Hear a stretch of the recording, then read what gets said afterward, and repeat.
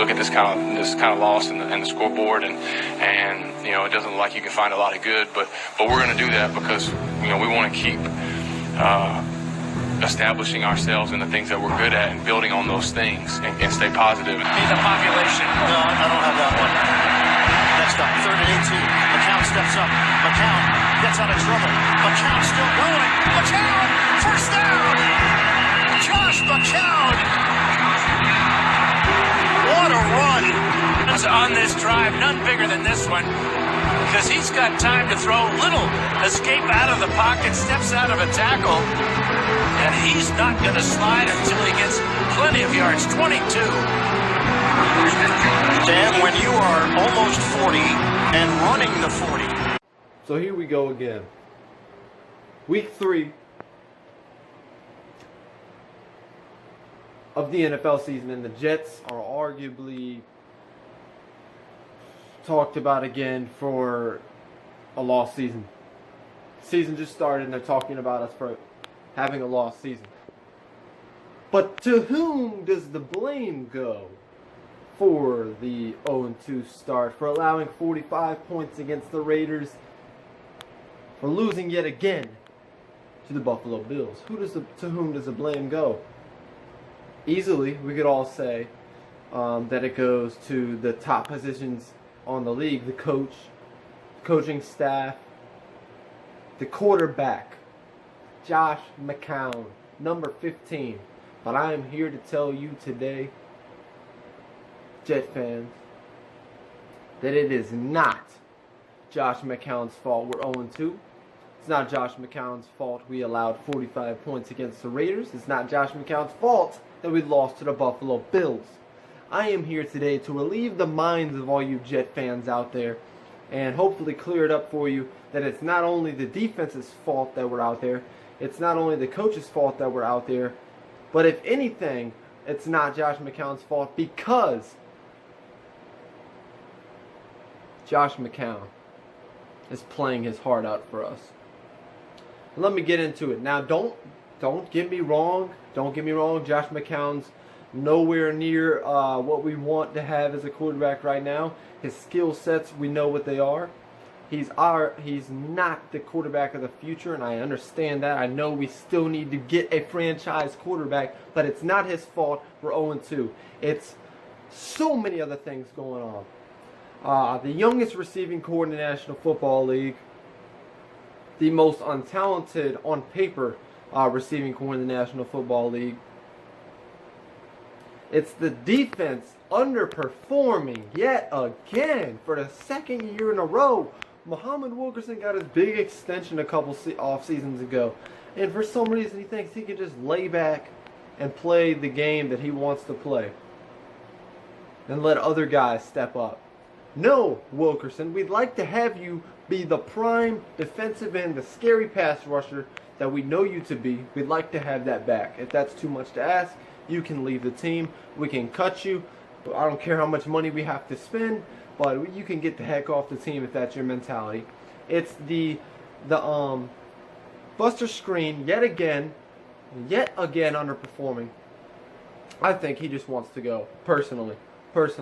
I mean, Buster Screen is garbage. We've seen that he's garbage, and for some reason he's still the number 2 corner. I don't know why. I've been saying ever since the offseason of last year, after the season ended, that it needs to be Marcus Williams and somebody else. This year I've been saying it's Marcus Williams and Morris Claiborne need to be the top 2 corners.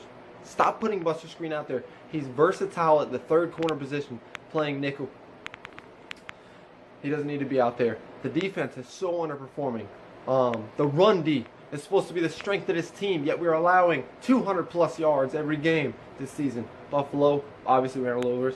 The Raiders obviously ran all over us with different people. Cordarrelle Patterson coming out of the backfield was insane, I'll admit it.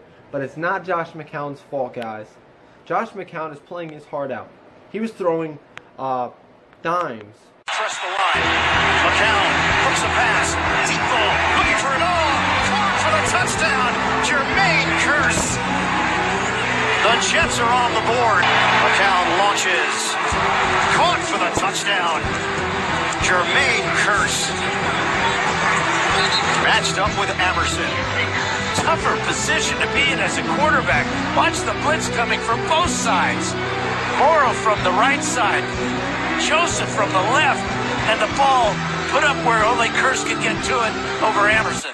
Dime to Robbie Anderson, obviously in the preseason, but he threw a dime yesterday to Jermaine Kearse in the back of the end zone. Threw two touchdowns to Jermaine Kearse, 280 or 270 yards. Maybe 180, maybe I'm off there. But he's completing most of his passes. You know, there's no real passes that are like terribly ill-advised. Like, you look at the Bengals, you look at Andy Dalton, and you mean to tell me that the Bengals quarterback, Andy Dalton, was a Pro Bowl quarterback, and the Pro Bowl receiver in A.J. Green, Josh McCown, is playing so much harder and with so much more heart than either of those guys this year. And he knows he's playing for a team that obviously is rebuilding, that doesn't have much to look forward to in this season.